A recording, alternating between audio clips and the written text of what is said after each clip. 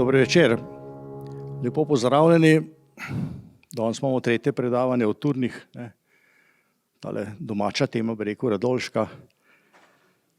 Pa mogoče dve besedi taki uvodni, upam, da zanimivi, Ker imamo na en stran imamo Trnavo, na drugi strani imamo pa Tura, to se pravi Turne in Auersperge, kar se seveda lahko tudi ogledamo v obliki grba na pročelju Radolške graščine. To pa izhaja iz rodbinske zveze iz leta 1672, ko se Janez Karel Turn Valsasin poročil z Ano Maksimiljano Auersperško. Za uvod pa najava Prešernove pesmi Turjaška Rozamunda, ki jo je Prešern objavil v Kranjski Čbelici leta 1831 in se glasi: Da hrast stoji v Turjaškem dvoru, vrh vzdiguje svoje oblake, v senci pri kamniti mizi zbor sedi gospode žlahtne, ker Turjačan spet gostuje Rozamundine snobače.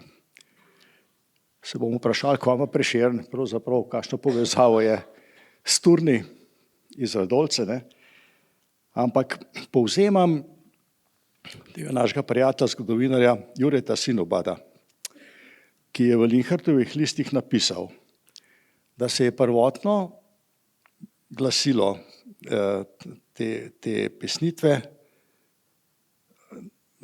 da je šlo tako, da hrast stoji v Radolškem dvoru.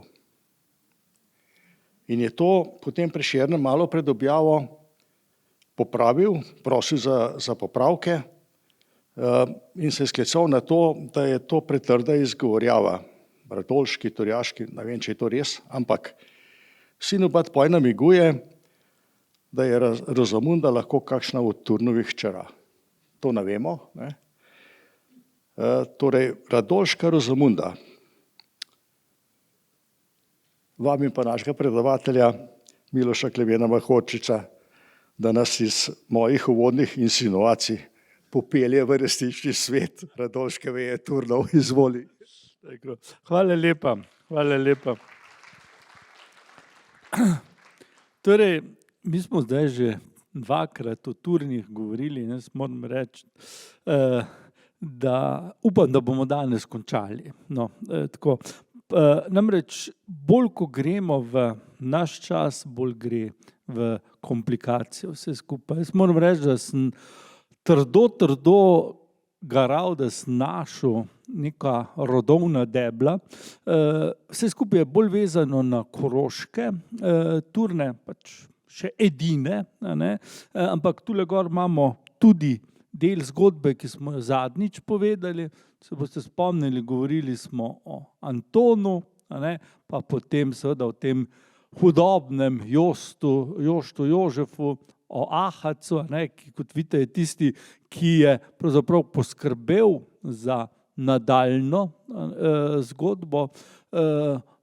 Glejte, tule imamo eno Herbersteinovo, imamo pa tudi tule pri Radovljici, kot je gospod Vernik rekel, Janeza Karla in pa Ano Maksimiljano Auerspergovo. Torej, tu sta Stolp in Tur med seboj povezana. Sicer pa bomo mi danes začeli z temle gospodom, Janezom Ambrožom, ki, kot vidite, je imel hčerko in sina, ki sta oba dva umrla pred njim, je pa on tisti, ki je pravzaprav najpomembnejši v celi zgodbi o Turnih. Namreč, on je tisti, ki je kupil, dobil posestva, ki so ključna, torej na eni strani Radovljico in na drugi strani Pliberk. Pa še ena stvar bi vas tule opozoril, vidite, da se imena grozljivo ponavljajo. Imamo Janeza Ambroža tu, pa imamo še tule enega, in večkrat se ne ve, o kom se govori. Namreč viri, ki so na voljo, vsaj tu pri nas, so skromni, da ne rečem še kaj hujšega. Torej, če bi res hoteli Turne študirati, bi morali iti na njihov grad v Pliberku, še zmeniti za vstop v arhiv in tam seveda dobiti tako pisno gradivo, ki ga ni malo, in seveda tudi slikovno gradivo. Torej, pri nas na slovenskih tleh je nažalost vsega tega bore malo ostalo, pa ne, da bi bili Turni sami za to krivi, ampak zgodovinske okoliščine so pač bile take. No, pa gremo naprej, k Janezu Ambrožu von Turnu. Torej, morda samo kot zanimivost. Glejte, Janez Ambrož, boste videli, pravim, da je začetnik radovljiških in koroških Turnov, ne v tem genskem smislu, ker kot smo videli, njegovi potomci so umrli še pred njim, pač pa seveda, da je sploh si zamislil organizacijo teh posesti in bomo videli, da je sestavil sila zanimivo oporoko, zelo pameten človek je bil, praktičen in pameten. Torej, tukaj imamo njegov portret, vidimo Janez Ambrož, grof Turnski, vidite, Juan piše celo, in tudi zgleda kot kak španski plemič. Takrat je bilo to zelo moderno, namreč Habsburžani so vladali tako v Španiji kot na Dunaju in zato ne smemo biti presenečeni, če imamo tule Juan Ambrosio graf von Turn napisano. Poglejte, Ambrož je bil izobražen mož. Vidite, govoril je nemško, slovensko, italijansko, latinsko in grško. Predvsem slednje, govoriti staro grško za naš prostor ni ravno nekaj vsakdanjega. Latinsko so seveda višji kleriki govorili, pa še kak posvetni gospod, ampak slovensko, pa seveda pri Turnih ne smemo biti presenečeni. Torej, mnogo Turnov je govorilo slovensko in kot boste videli, zadnji radovljiški Turn, to najbrž veste, je bil Nemec samo po rodu. Sicer pa se je imel in obnašal kot Slovenc, kot Kranjc, bomo rekli pravi. Poglejte, Janez Ambrož je bil zelo tesen prijatelj nadvojvode Karla II. Notranje avstrijskega. Zdaj, teh nadvojvod smo več srečali že na naši poti, pa še katerega bomo. Janez Ambrož je seveda bil prijatelj z enim, bom rekel, bolj normalnih. Morda se spomnite, ko smo lani jeseni govorili o Tudorjih, tale gospod je bil eden od snubcev kraljice Elizabete. Vemo, da ni prišlo tako daleč, če pa bi pa morda Janez Ambrož šel še v Anglijo z svojim prijateljem. Kakorkoli že, poglejte, v tistem času so bili Habsburžani, tako kot vedno, ampak tokrat še malo bolj v finančnih težavah. In v tem pogledu je seveda zdaj Janez Ambrož von Turn bil več kot pa zelo uspešen. Namreč, v čem je bil problem? Habsburžani so se v tem trenutku razdelili na toliko vej in podvej in tako naprej, da so pravzaprav bili vsi po vrsti eni veliki reveži. Tisto, kar so imeli skupnega, so bili veliki dolgovi in tako so Habsburžani morali, da so nekako prišli skozi, zastaviti ali pa kar prodati nekatera svoja posestva. In gledajte, Janez Ambrož, ki je bil, rekli tako, pri koritu, ves čas, je to dobro izkoristil. Kupil je recimo železno kapljo, kot vidite leta 1584. Potem je kupil kamen v Podjuni. Potem pride Radovljica na vrsto. Torej, najprej jo dobi v zastavo. Kaj je to pomenilo? On je Karlu II. Posodil denar in seveda Karl mu je dal Radovljico in rekel, namesto odplačila, boš v tem in tem času seveda lahko užival dohodke radovljiškega gospodstva, radovljiškega posestva. Dvorec seveda je kasnejši, o tem to vemo vsi, ampak vendarle s tem začnejo Turni seveda svojo prisotnost v Radovljici in ta prisotnost ostane, to najbrž veste, do konca, ali pa rečemo raje do začetka Druge svetovne vojne. To bo bolj pravilno. In potem seveda leta 1601 dobijo Pliberk, torej točko, na kateri so še danes, tu je Pliberški grad, še danes v lasti grofa Turna. Poglejte, Ferdinand II., to je bil potem Karlov naslednik, je imel malo več sreče kot njegovi predhodniki. Zakaj? Poglejte, Ferdinand je doživel pravzaprav izumrtje številnih svojih sorodnikov, tako da je na koncu pravzaprav vsa posestva Habsburžanov v Srednji Evropi dobil on. Postal je potem tudi cesar in kot vidimo, je seveda Janeza Ambroža imenoval za dvornega maršala in mu prepustil Radovljico. Kaj je to pomenilo? To je pomenilo, da je seveda Ferdinand, kljub temu, da je imel zdaj vso habsburško posest v tem delu sveta v svojih rokah, ne smemo pozabiti, Habsburžani so bili še v Španiji, pa po vseh drugih kontinentih, tam, kjer so Španci kolonije imeli, ampak tukaj v Srednji Evropi je bil pa Ferdinand tisti ta glavni, ampak kljub temu seveda ni imel dovolj denarja, da bi dolgove, ki jih je imel pri Turnu, poplačal in rekel, evo ti Radovljica, od zdaj naprej je tvoja, skupaj z vsemi dohodki. Zdaj, to se morda sliši malo tako, ampak to sploh ni bilo tako malo. Poglejte, tukaj imamo sicer iz francizijanskega katastra, iz leta 1826, vidimo lepo graščino, glavni trg in tale lepa park, ki ga nažalost danes ni več, vsaj ne v taki obliki. In kaj mu je prepustil? Poglejte, kaj je dobil. 441 kmetij, torej to ni malo. Zdaj, če pomislite, da so takrat bile družine večje, je dobil približno 2000 podložnikov. Cirka tam nekje, morda še malo več. Dobil je celo jelovico in pa ribolov na Bohinjskem jezeru. Če se boste spomnili, mi smo že pri drugih plemiških družinah, pri celjskih in pri goriških poudarjali, kako pomembne so bile pravice, ki so jih imeli. Pravice pobirati cestnino, mostnino, vodarino in tako naprej. Torej, če si hotel na Bohinjskem jezeru loviti ribe, si moral plačati grofu Turno. In treba je povedati, da ta pravica ostane, vse to ostane Turnom pravzaprav do konca njihovega bivanja tule na Gorenjskem. Ne mislim samo na radovljiške Turne, pač pa tudi njihove dediške, torej koroške ali pa pliberške Turne, ki so potem leta 1888 vse to podedovali. Torej, če stopimo seveda malo naprej, glejte, Janez Ambrož je leta 1621 sestavil oporoko.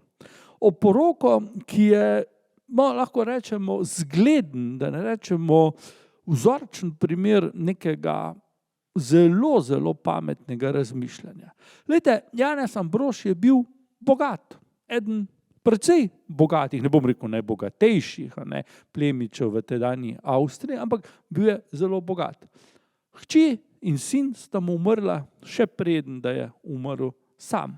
In leta 21 je bil Janez Ambrož tako rekoč sam. Premožen in pa sam.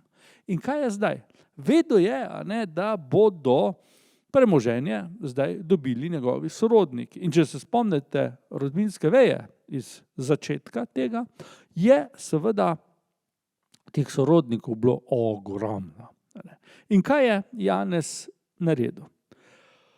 Iz vsega tega velikega premoženja je izluščil dve jedri. Prvo jedro je bila Radovljica z, bomo rekli, posestmi na Krajnskem, dol do Domžala, do Krumperka je sodila ta posest, torej precej na široko. Jedro drugega je postal Pliberk na Koroškem. Zdaj, Pliberk je bil seveda, pa da ne boste užaljeni Radovljičani, vedno pomembnejši. Pa zakaj? Že zaradi tega, ker že v nemščini vam že ime pove, Bleiburg, svinčeni grad. na Koroškem se je že takrat veselo rudarilo. In rude, svinc, kasneje premog, pa tudi železo, vse to je seveda Turne delalo izredno bogate. Tule na Kranjskem teh rudarskih zgodb ni bilo, in seveda zato je tukaj vse bilo odvisno bolj ali manj od zemlje. Torej imamo dve jedri in Ambrož ustanovi zdaj dva tako imenovana fidekomisa. Kaj je fidekomis? To je neka posest, ki ima določene posebnosti. In kaj so te posebnosti? Pri taki posesti pomeni, da se A ne sme deliti in B, da se ne sme zadolžiti. Torej, če so Turni v prihodnosti to posest podedovali, so jo podedovali, ampak je nikoli niso smeli ne prodati, niti ne zastaviti, pač pa so seveda lahko to počeli s svojimi drugimi posestmi. In zaradi tega, in samo zaradi tega, je Radovljica ostala v družinski lasti do, kot sem rekel, začetka druge svetovne vojne, medtem ko so posesti v Pliberku še danes v družinski lasti. Torej, če imate posest pod tem posebnimi pravnimi uzancami, potem lahko iz vaših rok gre le, če družina izumre kot taka. In tega se pri Turnih ni za bati. Boste videli, ko bomo prišli do konca, koliko je še živih Turnov. Torej, to je bilo izredno modro. Glejte, Janez Ambrož je videl že pri Habsburžanih, kako se pač stvar lahko zakomplicira, kako lahko hitro izgubijo posesti. Radovljica je bil kronski primer, in je rekel, mi tega ne bomo. In je ustvaril to. In glejte, v naslednjih stoletjih so se Turni delili, množili. Torej, Turni nikoli niso imeli problem, da bi izumrli kot cela rodbina, kot recimo Habsburžani. Ne po moški, ne po ženski strani. V vseh pogledih so bili vedno zelo rodni. V bistvu je bil to njihov problem, zaradi tega, ker se je seveda posest zelo drobila, ampak ne radovljiška in ne pliberška. Ti dve sta ostali nedotaknjeni, kot sem rekel, pliberška do danes, medtem ko seveda je vojna, druga svetovna vojna potem pobrala radovljiško posest in vse, kar je zraven sodilo. In Janez Ambrož je tudi rekel, kdo bo dobil kaj, je s tem pač razpolagal in s tem pravzaprav dobimo prvo delitev, ki pa ni bila dokončna. To bomo kmalu videli. Torej, tukaj se zdaj seveda lahko pogovarjamo, kdo je kaj dobil. Torej, Janez Ludvik je dobil posest v Pliberku, medtem ko je tale Janez Ambrož, soimenjak tega gospoda, dobil Radovljico. Ampak kot vidite, samo v dveh generacijah je to bilo, namreč Janez Anton, takoj ko je podedoval očetovo posest, je že umrl ali pa celo malo prej, tu so datumi. Gre za isto leto, v tem ni dvoma, datumi so pa malo vprašljivi. Torej, v končni fazi sta obe posesti spet prišle sem v roke Henrika Ludvika, ki je potem naredil tisto končno, ne končno, ampak za stoletja trajajočo delitev, Janez Karl radovljiško vejo in Franc Ludvik pliberško vejo. Na koncu pliberška veja tudi to pobrala. Pa še to, z Belovo, torej o tem bomo samo v enem stavku govorili. Torej, tu ni problema, da bi seveda grozilo izumrtje. Če bi Tudorji imeli tako rodovno deblo, bi seveda živeli še danes, pa vladali najbrž na celem svetu.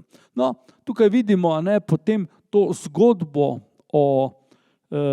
na drugi strani, o pliberških, o tej, pravzaprav rečemo, glavni veji od Franca Ludvika, pa potem vidite, kako gre ta zgodba, naprej, in potem do danes. Poglejte tukaj, te letnice rojstva. Vidite, tile so vsi živi, torej tule lahko jih vidite, pa še tile zraven. Torej, če bi skupaj sešteli, bi jih malo manj kot 20 živih turnov še bilo. Tako da ne vem, kako je tule na Gorenjskem, pri nas na Koroškem so, vem, da vložili denacionalizacijski zahtevek, ampak potem ni bilo kaj iz tega. Bom tudi povedal, zakaj ne. To je bila to prav hecna zgodba. No, kakorkoli. Torej, prva radovljiška veja, grof Janez Ambrož, torej rečemo mlajši, in pa Janez Anton, vidite, v istem letu se rodi in umre. Torej, ne ve se pa natančno, a je preživel očeta ali ne. Torej, lahko da je pred njim umrl, lahko pa tudi po njem. Tega natančno ne vemo, ker je samo letnica smrti ohranjena v obeh primerih. Potem imamo pa seveda grofa Janeza Ludvika, ki podeduje Pliberk, in iz te veje potem gredo tudi kasnejši, torej bom rekel kasnejša druga radovljiška veja. No, zanimivo je, da je Janez Ludvik, torej v času, v katerem je živel, pravzaprav bil neke vrste, bomo rekli skoraj da dinozaver. Namreč v katerem pogledu? Poglejte, Janez Ludvik je bil zadnji Turn, ki je bil javno protestant.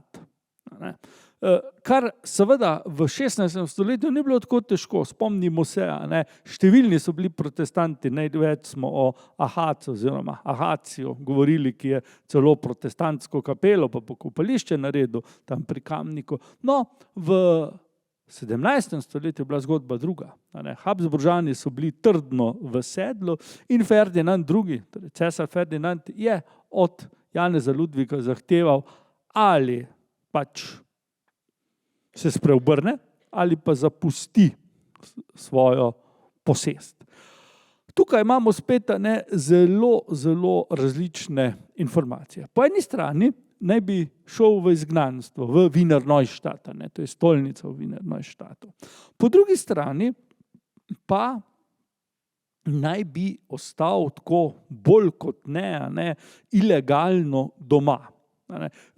Ferdinand II. Je imel seveda takrat opraviti za 30-letno vojno in neka huda akcija za lovljenje nekega grofa Turna se ni nikoli zgodila. Je pa imel Janez Ludvik von Turn eno srečno okoliščino.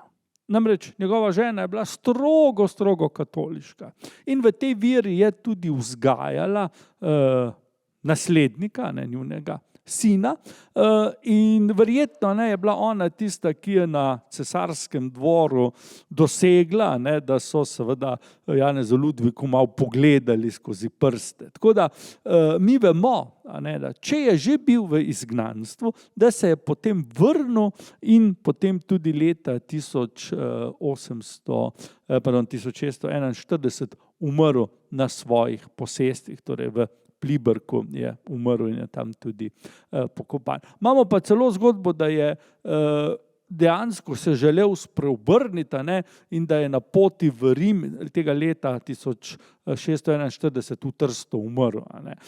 Verjetno bolj pravljica, kot pa ne, češ v smislu na koncu vendarle spoznal svojo zmoto itd. Domnevam, da glede na to, da ga nič drugega ni zlomilo, da je to bolj iz trte izvito in v njem lahko vidimo zadnjega protestantskega grofa v družini Turn, pa tudi na Slovenskem. Nikjer drugje nimamo protestantskih plemičev več. Tisti, ki so bili seveda zvesti veri, so šli na nemško, ali pa, če se spomnite zadnjič, Henrika von Turna, ki je šel celo na Švedsko, v Estonijo potem, ostali so se pa spreobrnili, to je pa jasno.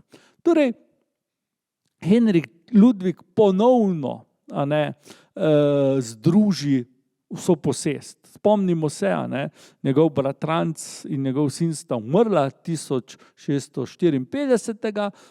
Po očetovi smrti, leta 1641, je Henrik Ludvik dobil potem tudi koroški del posesti in seveda zdaj je bil spet velik in močan grof Turn in da je bil velik in močan, vidite, zato, ker se mu je 12 sinov rodilo. Si lahko predstavljate, kako so bili tedaj verjetno Habsburžani zavistni, ki niso mogli spraviti skupaj, sploh pa ne španski, enega zdravega fanta, ta jih je imel pa 12. Torej, pravlično število, ampak nič kaj pravlično. Namreč, kaj je seveda sledilo? Tem fantom je bilo treba nekaj dati, dediščino. Problem je bil seveda relativno hitro rešljiv.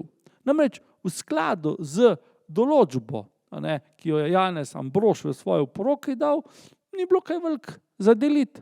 Koroška posest, to je dobil eden, radovljiško je dobil drugi, ostali so morali pa se zadovoljiti s kako drobtinico ali pa si najti službo. In zato seveda v 17. in 18. stoletju ogromno Turnov seveda dobi cerkvene službe. Bili so dovolj visoko, da so bili seveda pripadniki najstarejšega plemstva in so postali razni opati, pa škofi, pa razni člani raznih stolnih kapitlov in to, če hočete, od Pasava pa dol seveda sem do same Krajinske, na Koroškem so pa sploh bili, kar hočete, od lavantinskih škofov naprej. Ampak tudi o tem bomo govorili. Torej, tukaj je ena taka zelo pomenljiva trditev. Torej, dediščina se deli de facto, ne pa de jure. Kaj pa zdaj to pomeni? Glejte, od cesarja so Turni dobili prav posebno, bomo rekli, čast. Namreč vsi moški potomci, ne glede na to, ali so bili dediči ali niso bili dediči, seveda, če so bili rojeni v zakonu, so imeli enak naslov. Vsi so bili grofje Turni, oziroma, če smo natančni, še danes obstaja seveda grof Turn Valsassina Como Varicelli. Torej, 3 posestva, nobeno ni bilo njihovo več takrat, spomnite se, kdaj so iz Italije nagnali, iz Milana, ampak do danes je, bom rekel, to del naziva grofa Turna. Mislim, da je v njihovem nazivu okrog 50 posesti naštetih. A so njihove danes ali niso, je čisto vseeno. To je del naziva, ki so ga imeli vsi. Torej vseh teh 12 sinov, pa njihovi moški potomci do danes imajo ta naziv. To ni tako zelo redko bilo in ni, še danes je marsikje tako, ampak seveda nam se zdi hecno. Torej, kakorkoli, 2 od teh sinov sta kar lepo pravzaprav prišla skozi, oziroma 3, namreč, kot vidite, Henrik je še z Belovo dobil, to je tam blizu Celja, torej na Štajerskem v vsakem primeru, tako da tam dobimo zdaj eno linijo, ki pa mi ne bomo omenjali kaj posebej in seveda torej 3 so dobili, ostali so morali si pa najti svojo službo. Tule imamo z Belovo, to je ena grafika iz 19. stoletja, grad v razvalinah, seveda že v 19. stoletju je pa tule zgoraj. Torej, tukaj zdaj imamo radovljiško vejo. Torej, vejo, ki kot vidite skozi 18. in prvo polovico 19. stoletja seveda vlada v Radovljici, torej bomo rekli tako najbolj enostavno, ki ima v posesti to, kar so Turni pač imeli na Krajnskem.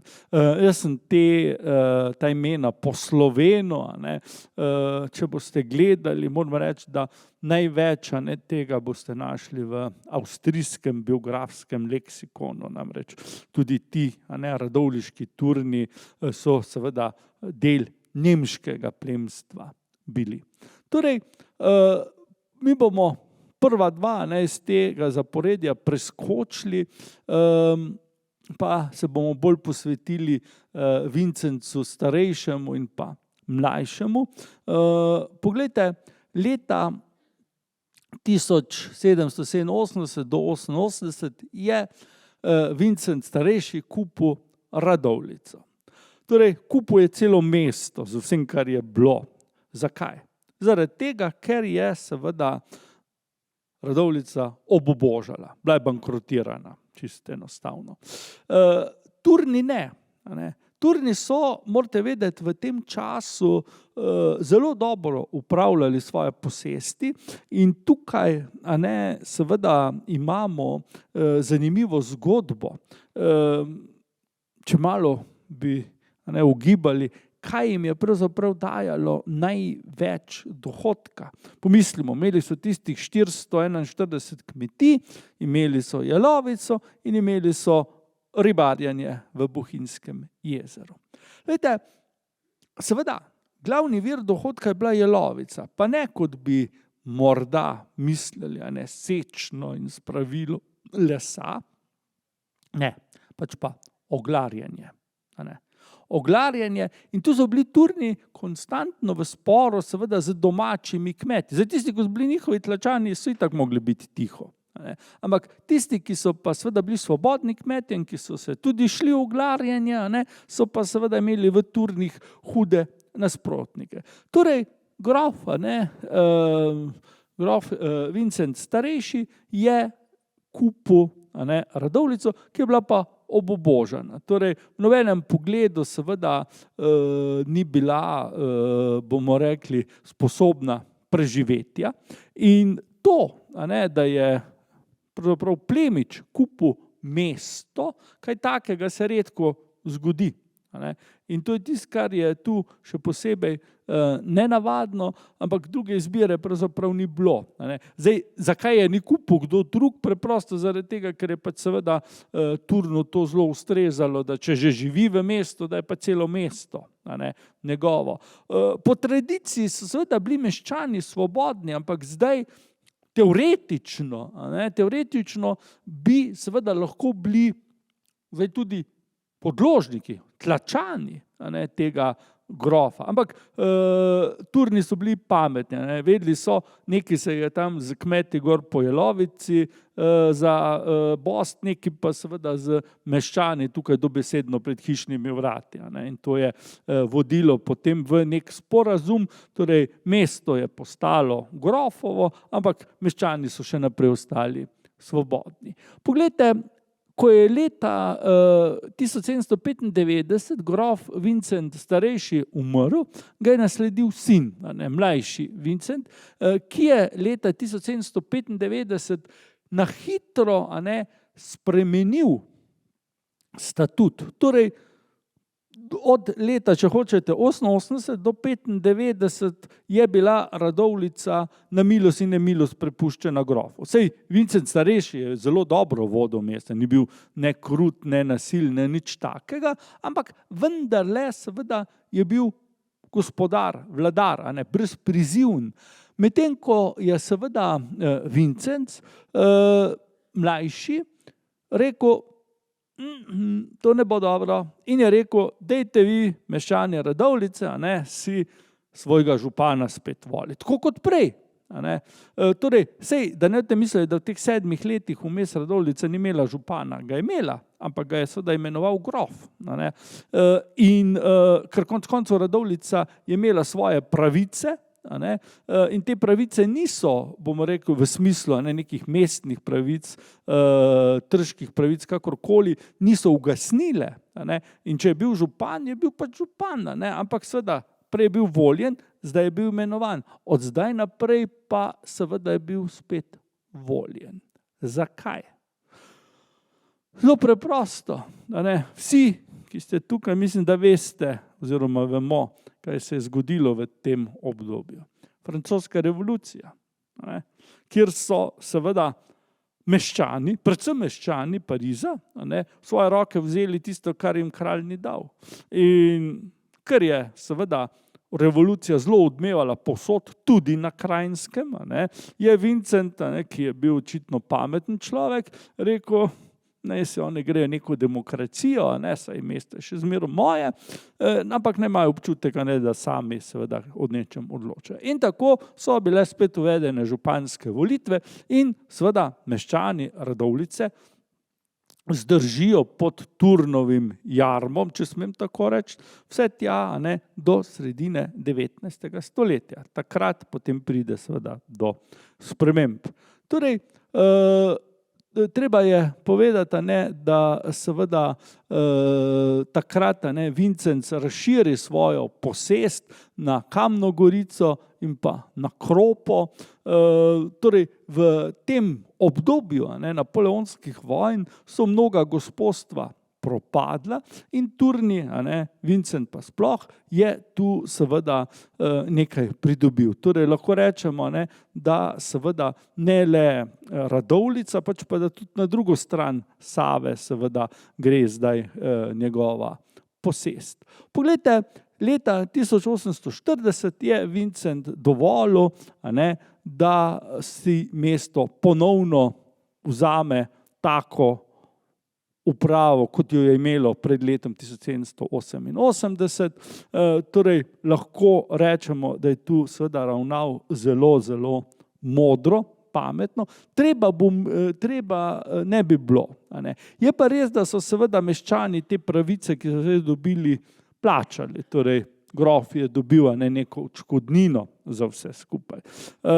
Predvsem pa je treba reči, da Turni v tem času seveda nikakor niso bili nepriljubljeni. Še zmeraj so se sicer bockali z kmeti gor po Jelovci, ampak sicer pa so bili precej priljubljeni. Zdaj, ko so pa seveda oblast, če smemo tako reči, formalno oblast dali ven iz svojih rok, so bili še pa toliko bolj priljubljeni. Je pa seveda vse skupaj po malem že bilo v smeri nekega propada te linije. Dejstvo je, da mnoga posestva, ki so jih Turni imeli, niso bila več rentabilna. In tako je Vincent leta 1840 grad Krumperk prodal, to je v bližini Domžal, in se seveda zadovoljil s tem, kar je imel na Gorenjskem. Torej, Hiacint, grof Hiacint je bil eden izmed dveh sinov, ki jih je Vincent imel in kot vidite, mu ni bilo dano, da bi nadaljeval svojo linijo. Je pa leta 1871 postal član Gosposke zbornice Dunajskega parlamenta. Tule lahko vidite to dvorano, kjer je Vincent sedel in seveda to je bila zelo, zelo velika čast. Treba je povedati, da v tem obdobju je bilo kar nekaj Turnov v tej sobi. Vsekakor Hiacint, potem pa bomo videli kasneje tudi njegov brat, pa tudi žlahta s Pliberka je tule not sedela. Vi morate vedeti, da je Turnom kot neki zelo stari, zelo plemeniti družini pravzaprav sedež pripadal. Recimo, tukaj imamo lep primer ravno pri Hiacintu, ko ga je enkrat dobil, je pravzaprav ta sedež postal dedni sedež. Saj to je nekaj, kar pravzaprav do nedavnega je veljalo, recimo v britanskem parlamentu. En dom parlamenta je bil izvoljen, potem je bila pa ta Gosposka zbornica, kjer je seveda bilo bolj ali manj določeno, katere družine lahko računajo na dedni sedež, ostale so pač med sabo, potem se malo menjavale. Torej, Turni so zaradi svoje res dolge linije, se vemo, kako daleč nazaj segajo, imeli pravico do dednega sedeža. Torej, Hiacint je umrl brez potomcev in nasledil nekaj zadnji pripadnik veje, to je bil pa Gustav, ki je bil, kot vidite, sem dal v narekovaja, zadnji nemški deželni glavar. Torej, Gustav, grof Turna, je bil vsekakor zelo, zelo zanimiva osebnost. Bil je, kot vidite, deželni glavar, zdaj na ta položaj, če smem tako reči, so ga izvolili Slovenci. In tudi on se je, bom rekel, imel za Nemca po krvi, ampak Slovenca po duši.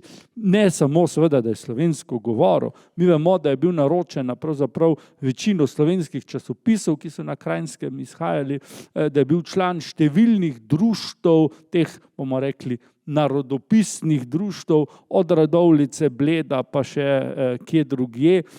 Torej, kjerkoli je že bil, vedno se je zelo, zelo za slovenstvo zavzemal in v tem pogledu lahko rečemo, da nas ne sme presenetiti eno dejstvo. Namreč Gustav von Thurn je bil hudo sovražen pri svojih nemških kolegih, ker so ga smatrali za izdajalca. Ampak gospod se je čutil povezan, če smem reči, z svojimi podložniki in seveda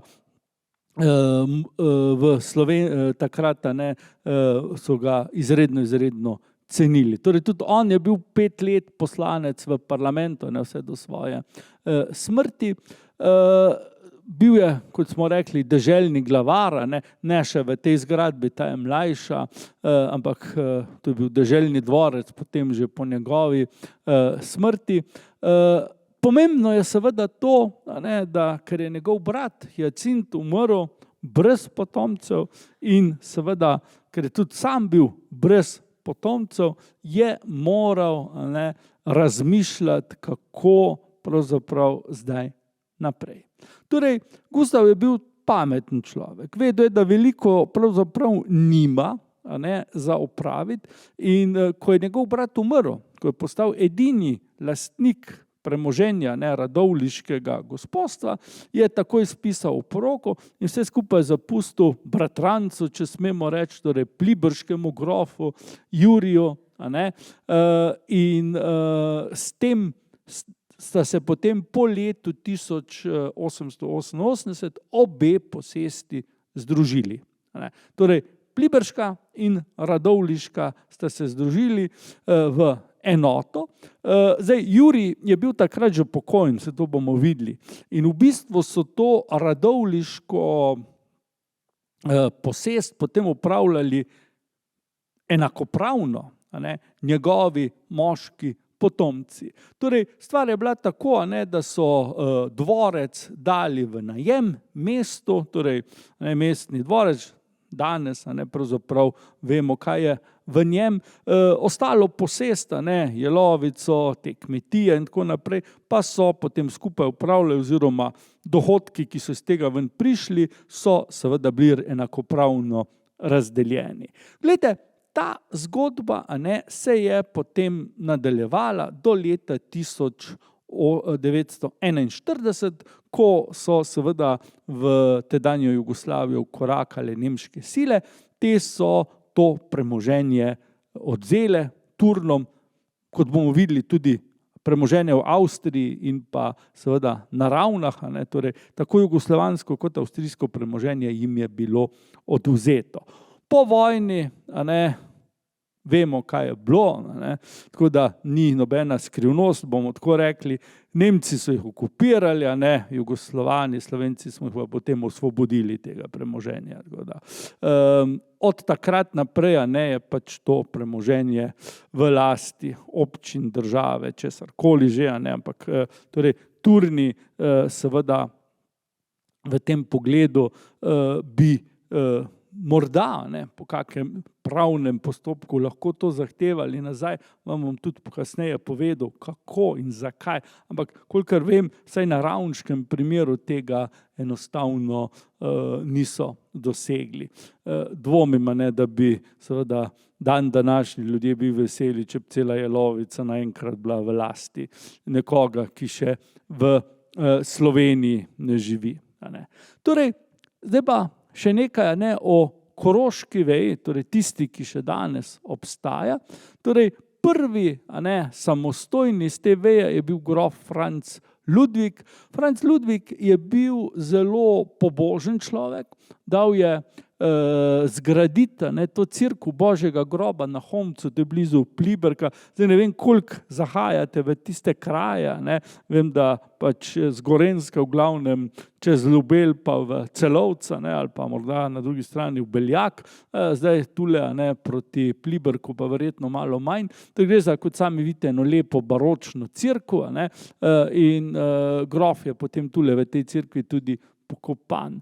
Torej, pomembno je, ne, da Turni zelo, zelo natančno poznajo teritorij, na katerem so bili doma. Torej, Peca, ne, kot taka, jim je bila seveda zelo blizu in rudno bogatstvo, ki je bilo v njej, torej svinc pa cink, jim je prinašalo velike dohodke in seveda treba je povedati, ne, da v tem obdobju nastane rudnik v Črni in pa Žerjavu, se bom malo pohvalil, v tej hiši se moja mama rodila, torej to je Žerjav. Danes ni tak, kljub poplavam, ki so bile, ne, lani poleti, je vendarle ga več skupaj, je pa to, bom rekel, nekaj najstarejšega, kar sem našel. Potem tukaj je rudnik na Lešah. Na Lešah so seveda premog kopali, ne,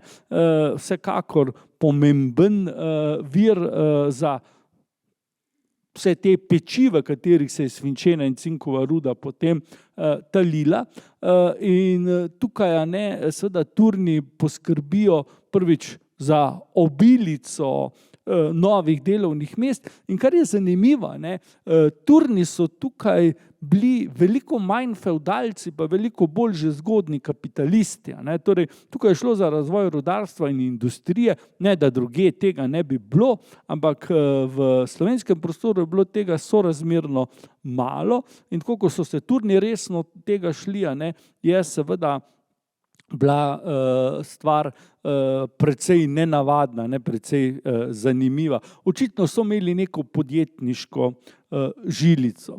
No, zanimivo je, ne, da eden od sinov tega grofa, ne, Anton je postal prvi škof Beograda.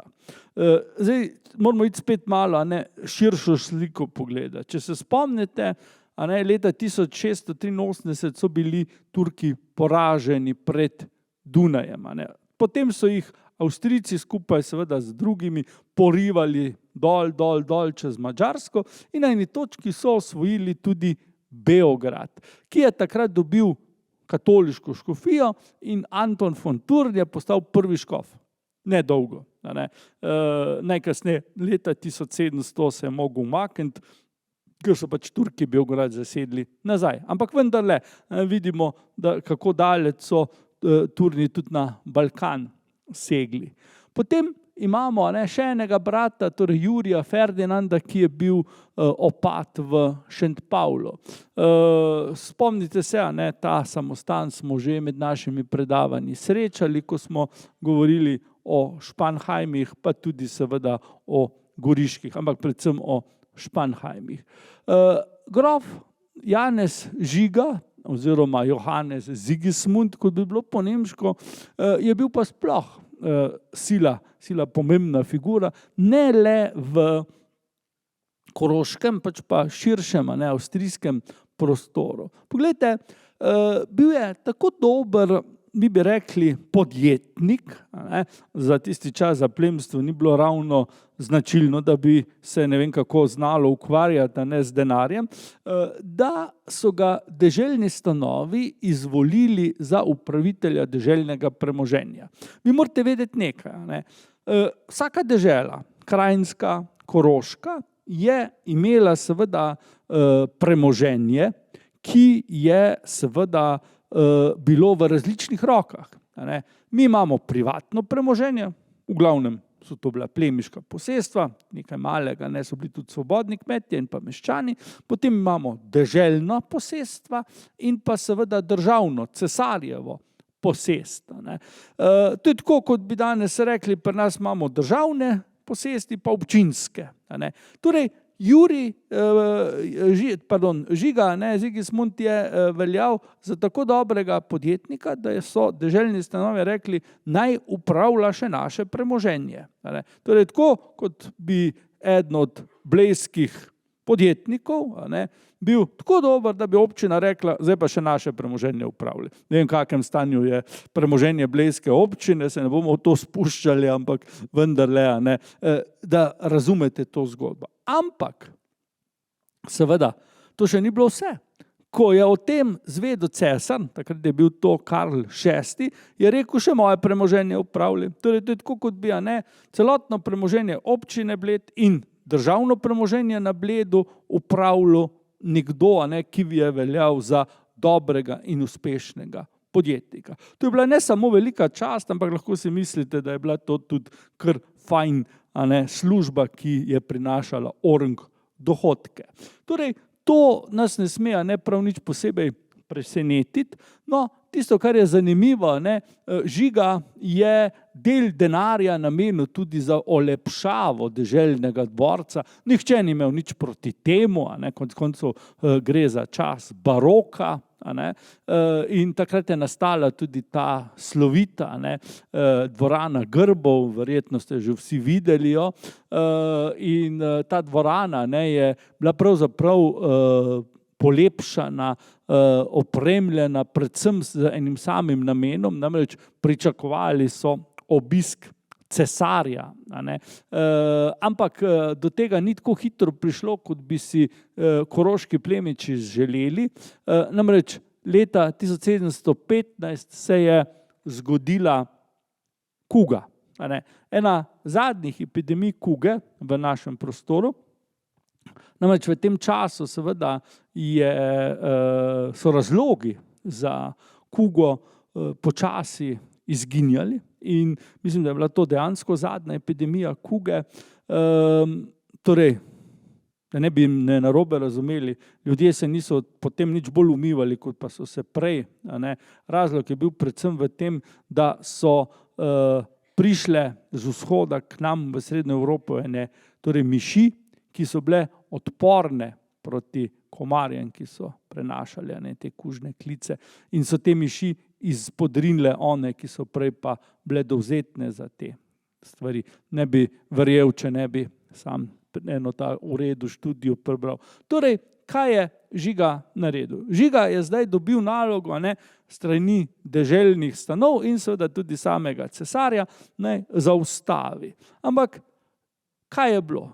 Žiga je rekel, lejte, pokopljite mrtve takoj, ko se da, ali pa jih celo sežgite. Obleko ravno tako, ne se družiti, bodite doma, dajte se bolj umivati in tak naprej in tak naprej.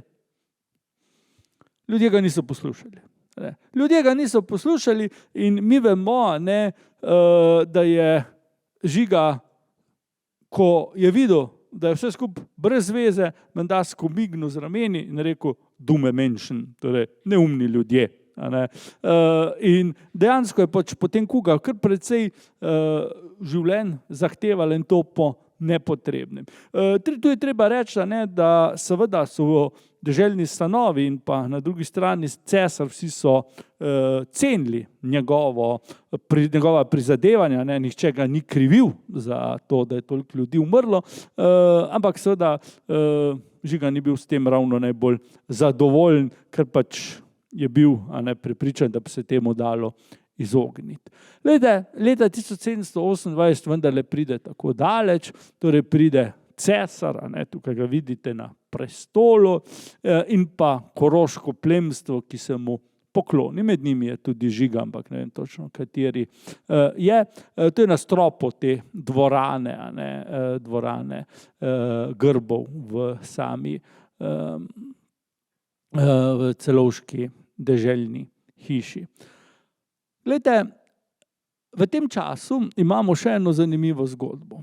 Eden od pripadnikov družine, Janez Krstnik, je bil lavantinski škof. Torej, gre za seveda škofijo, katere sedež je danes v Mariboru. Tisto, kar je hecno pri tem Janezu Krstniku, je, da sploh ne vemo, iz katere veje je.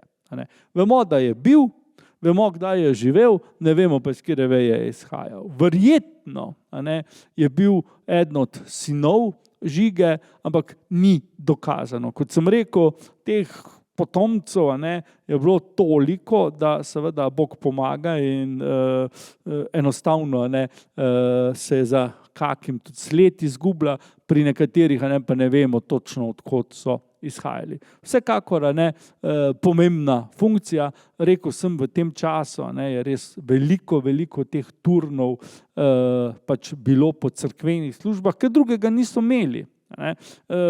Rodnost je bila velika, umrljivost sorazmerno majhna. Žiga je se vsekakor držal vseh tistih nasvetov za boj proti kugi, ki jih je predlagal drugim in posledično je njegova družina veliko bolje preživela to obdobje kot pa kakšna druga. In jasno, s temi fanti je bilo treba nekaj narediti. Dekleta so se pač seveda tudi morala potem poročiti po drugi strani. Torej, Žigov naslednik je bil grof Franc. Ena najbolj zanimivih figur med turni. Vidimo, da živi v sredi stoletja, torej sredi 18. stoletja. Torej, tukaj imamo njegov portret v reliefu. Če ga boste želeli videti, treba iti v Firence. Namreč tam je ta njegov portret. Bomo videli, zakaj in kako je Franc prišel tako daleč proč od rodne grude. Poglejte, Franc je bil bogat. Precej bogat gospod, pa vendarle se je bilo treba zadolžiti. Mi vemo, da je leta 45 in leta 46 najel po vsako leto en kredit. In namen tega denarja je bila organizacija poroke. Torej, poročil se je z tole gospod, torej Orsini Rosenberg. Glejte, Marija Orsini Rosenberg je bila nekaj stopenj nad njim. Če gledate grb te družine, ki še danes obstaja, je to seveda knežji grb. Torej, če pogledate ta del priimka Orsini, prej je bil Ursini, pomeni Ursus, medved. Kaj to pomeni? To pomeni, da je bila gospa seveda članica ene najpomembnejših plemiških družin v Evropi. Orsinjev, ki so dali 4 papeže, pa ne vem koliko kardinalov, ki so vladali v okolici Rima, so bili v žlahti z Medičejci po večjih linijah in tako naprej. In tudi seveda ti dve kroni pričata, da pač gospa, ki je bila sicer grofica, tako kot je bil Franc, ampak vendarle iz te knežje družine, res ni bila kdor si ga bodi. Po drugi strani je to seveda tudi dokaz, kako so bili turni v tistem času zelo visoko cenjeni. Namreč videli bomo, da je naš Franc, ne le, da se je dobro poročil, tudi zelo dobro službo je imel. In mi vemo, da zaradi teh služb, ki jih je imel na dvoru, te dolgove potem brez problema odplačal. Torej, Orsini Rosenberg še danes živijo na Koroškem. Če se kdaj peljete preko Ljubelja, pa potem skozi Borovle in greste čez Dravo, tam čez tisti most, gor nad Dravo in grad, to je njihov grad, pol pa v Celovec naprej. Torej, od tam še vedno živijo knezi Orsini Rosenberg. Torej, treba je povedati, da je bil Franc dober vojak, boril se je v številnih vojnah za tako cesarja Karla, kot potem za Marijo Terezijo in ta ga je odlegovala seveda z tem odlikovanjem, torej viteškim redom svetega Štefana Madžarskega. To je bil najvišji red Madžarskega kraljestva. Spomnimo se, smo o tem že velikokrat govorili. Marija Terezija je bila kraljica Češke, kraljica Madžarske, nadvojvodinja Avstrije itd. Nikoli ni bila cesarica, bila je samo cesarica soproga. In biti madžarska kraljica, to je bil najvišji naziv, ki ga je imela, in seveda podeliti najvišje odlikovanje iz te države nekomu je pomenilo, da je ta nekdo zelo, zelo pomemben. Ampak seveda to ni bilo vse. Poglejte, dobil je čin generalmajorja avstrijske vojske, kot bomo videli, samo še eden je višje prelezel od Turnov, kar se tiče vojaškega položaja. Poglejte, Marija Terezija ga je vzela za svetovalca, gospodarske zadeve predvsem. In očitno je bil tako pri srcu, da ga je seveda imenovala za vzgojitelja svojega drugorojenega sina, nadvojvode Leopolda. Tukaj ga imamo. Torej, Franc in Leopold sta bila tesna prijatelja in gledajte, ko je Leopold leta 1765 postal toskanski veliki vojvoda, kot Peter Leopold, je storil kaj? Franca je prosil, pojdi z menoj. In Franc je seveda šel v Firence in je postal minister v toskanski vladi, nažalost potem eno leto zatem umrl. In Franca so potem pokopali, tukaj vidite tisti portret, ki sem vam ga prej kazal, tukaj spodaj družinski grb in tukaj lepo piše Francesco po italijansko, come, store in tako naprej. In ta nagrobnik je v cerkvi Santa Felicita, to je cerkev, ki je izredno znana, predvsem zaradi tega, ker ima čudovite freske od Pontorma in pa Broncina in moram reči, da me je globoko sram, da nisem še tega nagrobnika kdaj videl. Vsekakor, ko grem naslednjič v Firence, si ga bom pogledal. Torej, zelo cenjen je bil Franc. Enako, morda še malo bolj, pa njegov brat Anton, ki je dočakal tudi precej bolj, bomo rekli, stara leta. Vidite, da je živel kot 83 let. Torej, Turni niso bili ravno znani po neki dolgoživosti. No, Anton je bil pa seveda res nekaj posebnega. Torej, odličen vojščak in pa seveda tudi finančnik. Njemu je Marija Terezija zaupala vzgojo mlajših otrok. Torej, tukaj jih vidimo. Zdaj ne vemo, je vzgajal tudi Marijo Antoaneto, upam, da ne, ker tisto se, kot vemo, sfižilo potem po celi črti. Dejstvo je, da si lahko mislite, da je to, da je cesarica zaupala bratoma Turn vzgojo svojih otrok, res pomenilo, kako jima zaupa.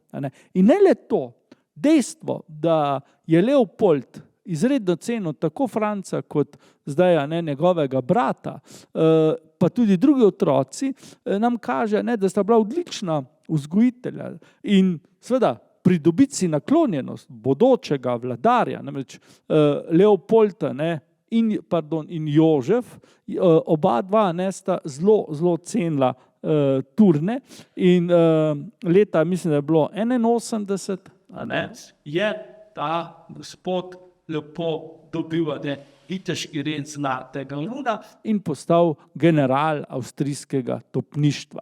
Torej, viteški red Zlatega runa je enostavno povedano najbolj prestižen viteški red na evropski kontinentu.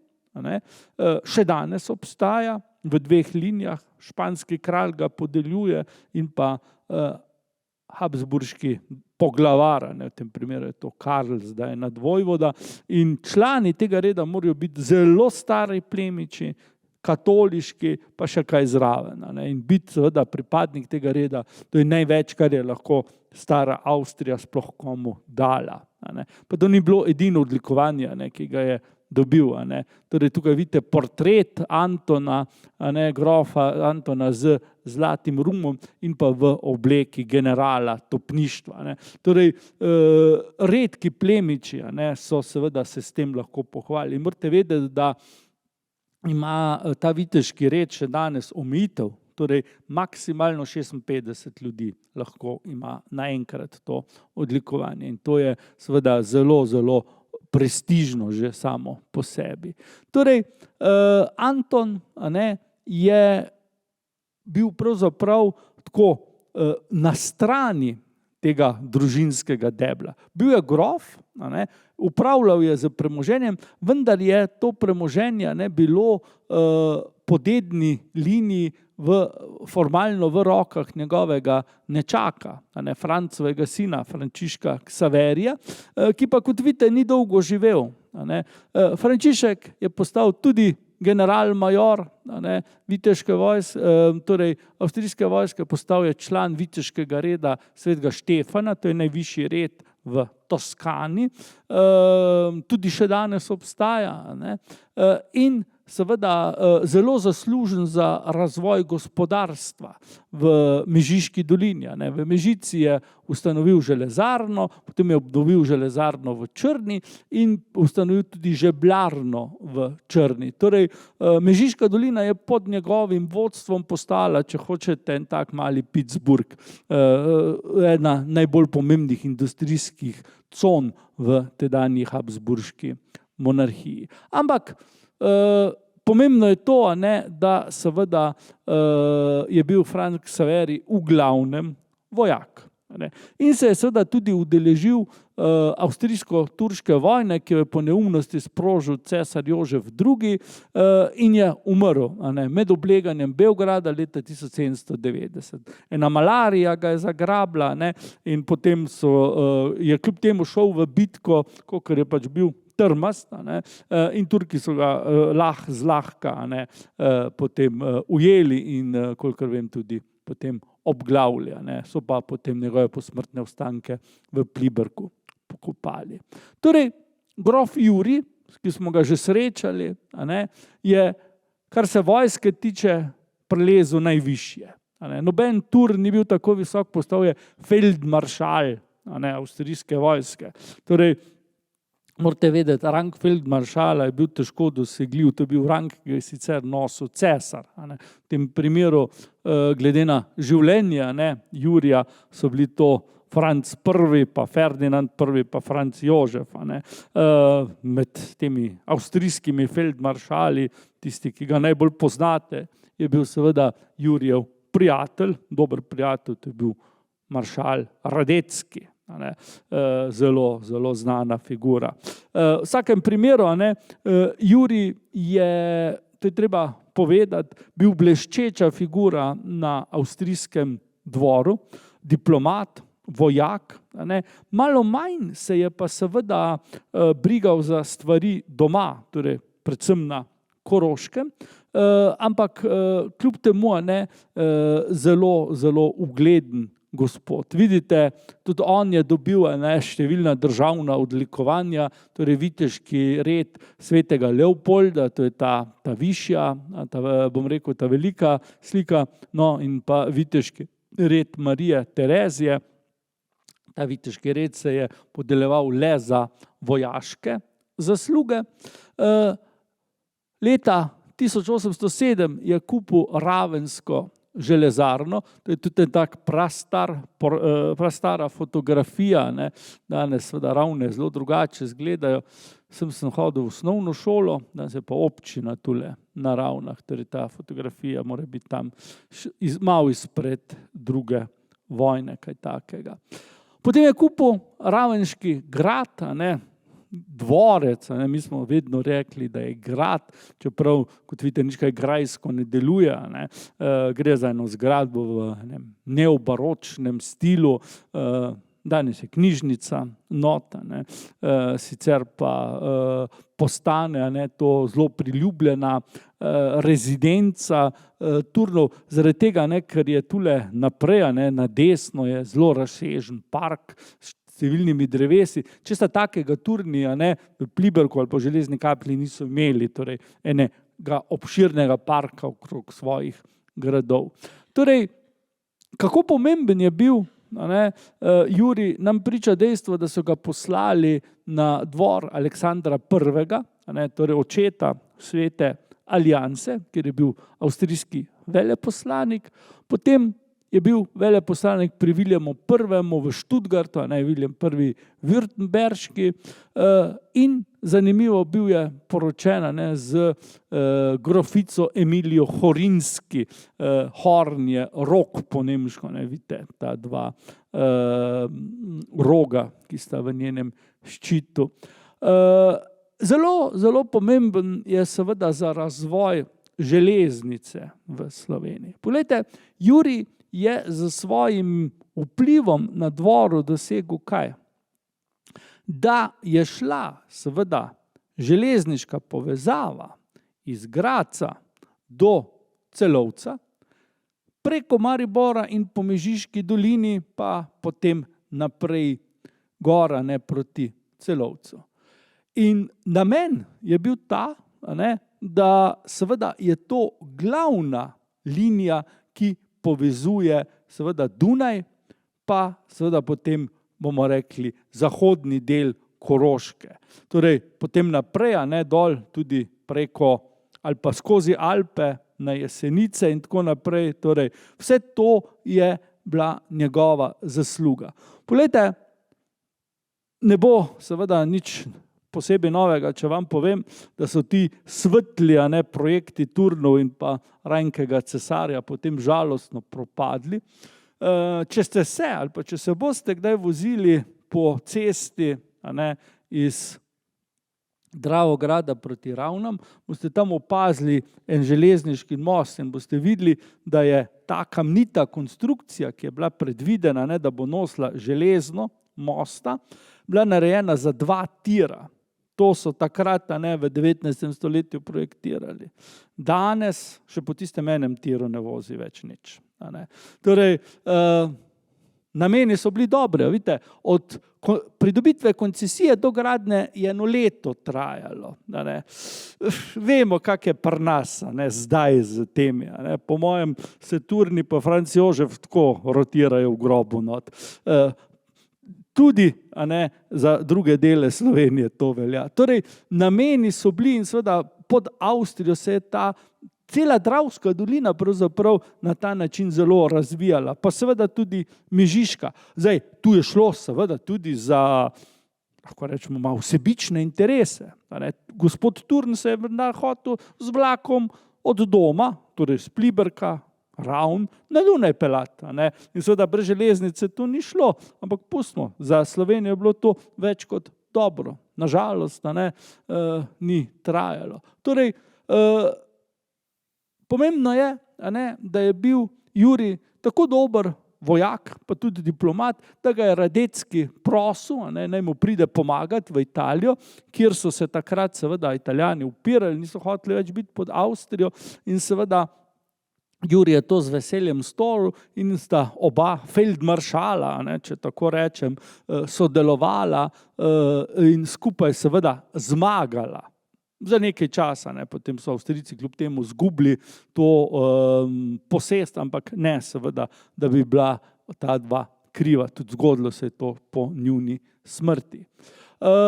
Leta 1861 je postal deželni glavar Koroške, vsekakor pomembna funkcija, sam Franc Jožef ga je prosil, če bi to lahko storil, je pa potem zbolel, se šel zdraviti na Dunaj in tu umrl v tej malo večji hiši, to je palača Turnwald Sasina na Dunaj, nič posebnega, ampak očitno so bili Turni vendarle toliko pomembni, da so rekli, rabimo tudi palačo na Dunaj, v prestolnici.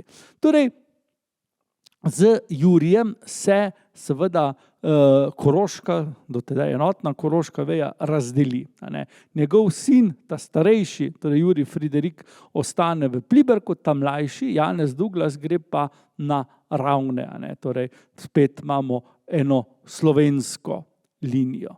Poglejte, Ravenska linija, tule imamo grofa Janeza Douglasa starejšega v vojaški uniformi. Moramo vedeti, da so Turni v tem času vsi lepo profitirali, ker je izumrla radovljiška veja. To smo v tem obdobju, ob koncu 19. stoletja. In to ni bilo tako zelo nepomembno. Torej, Zdaj imata obe dve koroški veji, premoženje tudi na Gorenjskem. Radovljica, Jelovica, smo rekli Bohinjsko jezero. Grof Janez Douglas je kupil tudi Legen, to je gor nad Slovenj Gradcem.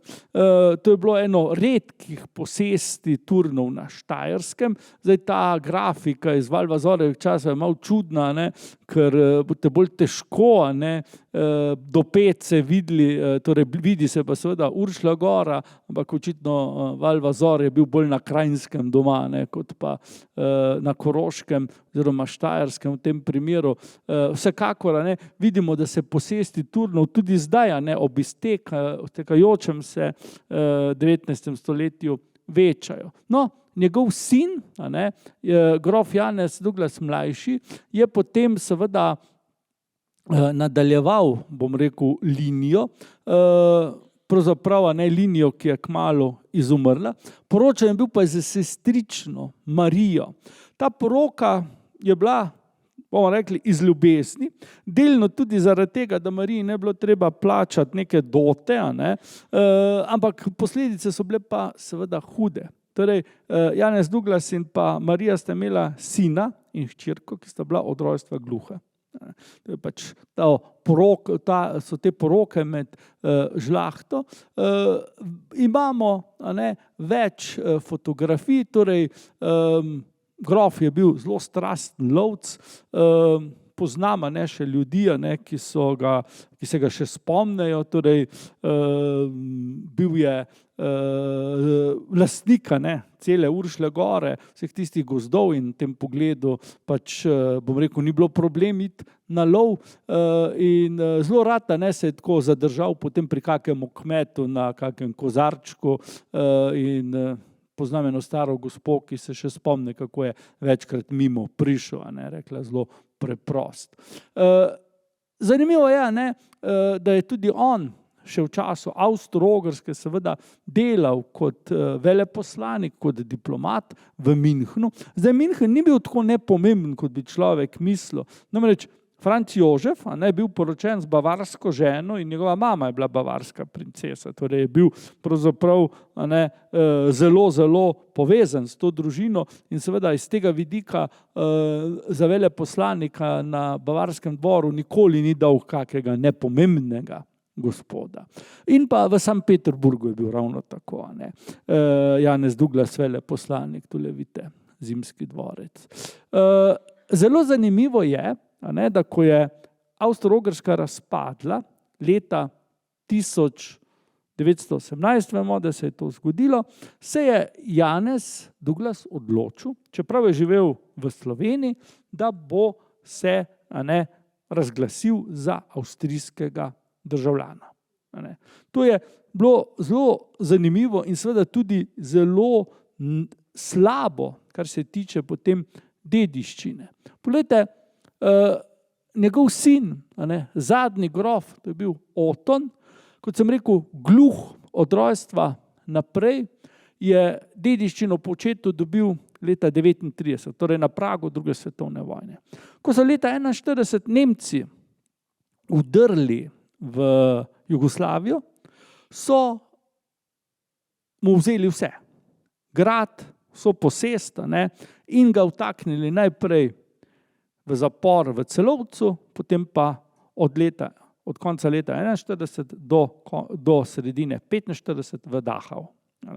Torej, Oton je preživel to bivanje v koncentracijskem taborišču in podobno, kot sem rekel, se je zgodilo z posestvijo v Radovljici, tudi on ostane brez vsega. Zanimivo je, da je bil odličen voznik, ne glede na to, da je bil gluh, vidite, vedno slikan z avtom, to je pred Ravenskim gradom in gospod Oton je potem po drugi svetovni vojni do smrti leta 1950 delal kot skladiščnik v Pliberku. Tam je potem umrl.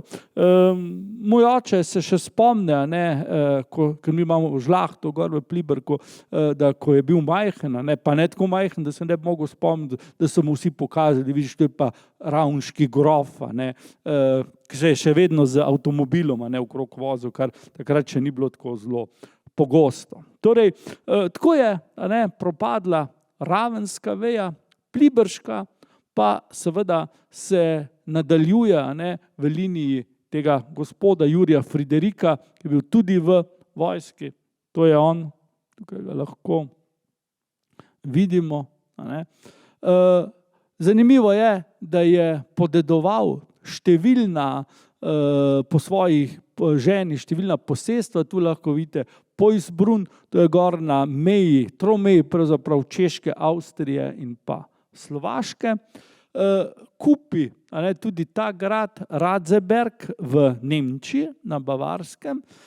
Njegov sin, Jurij Vincenci, je pa potem tisti, ki je seveda podedoval del radovljiške posesti, tukaj ga lahko vidimo v vojaški uniformi, in pa seveda celotno pliberško posest. Dal je urediti pokopališče v Pliberku, tu so pokopani turni, lahko vidite, pač grbe, tam, kjer je eden, je grof, tam, kjer je grofica, je še njen domači grb.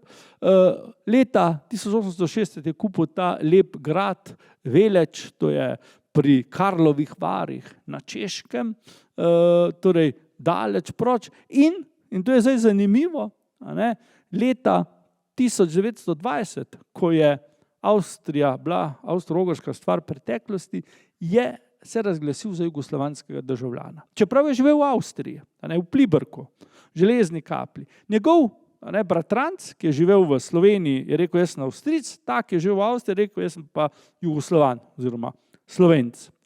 In to seveda je potem na nek način nagnalo njegove potomce, da so po osamosvojitvi Slovenije vložili zahtevek za to posest na Koroškem, se pravi, ne vem, kako je v Radovljici, zaradi tega, ker pač, ko je prišlo do nacionalizacije, je bil gospod grof pač državljan Jugoslavije oziroma Slovenije takrat.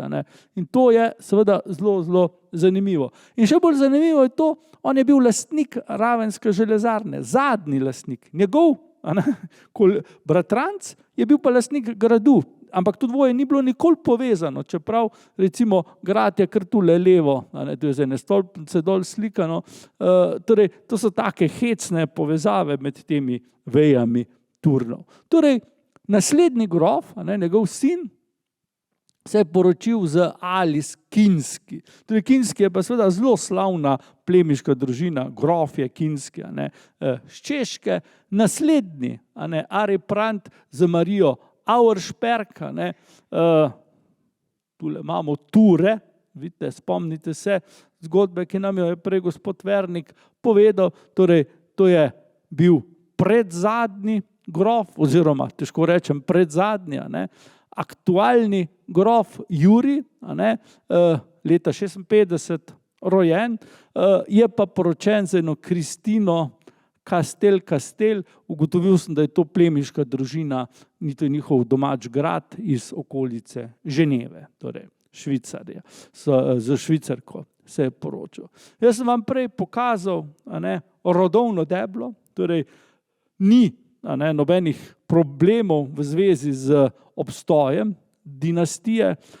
Drugo so seveda finance, čeprav imajo turni še kar precej premoženja v raznih posestih širom po Avstriji, Švici in Evropi. In čisto na koncu, pravzaprav kot zadnjo fotografijo, kot zaključek teh naših 3 predavanj, na koncu, na grobu so turni dali ta najbolj enostavni grb. Grb, ki seveda simbolizira njihov priimek. Torej grb, ki so ga imeli že čisto na začetku, ko so bili še tam daleč v Italiji, ki nikoli niso najbrž sanjali, da bodo nekoč na Krajnskem in Koroškem vladali, ne, in seveda igrali zelo pomembno vlogo.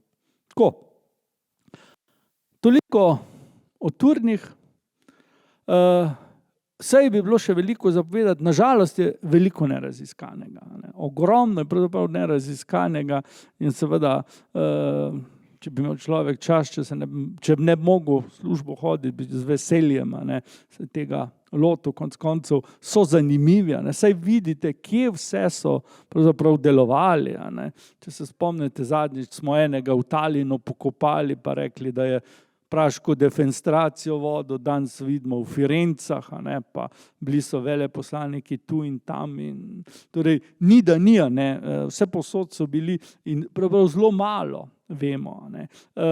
Zdaj, koliko so se čutili Nemce, koliko so se čutili Slovence, ne baš od primera do primera, različno, se pa lahko spomnite, da vse od leta 1600 naprej so Turni, verjetno ne vsi, ampak večina pa govorili tudi slovensko. Ne. In to je vsekakor zelo pomembno. Tako. Do za danes, hvala lepa.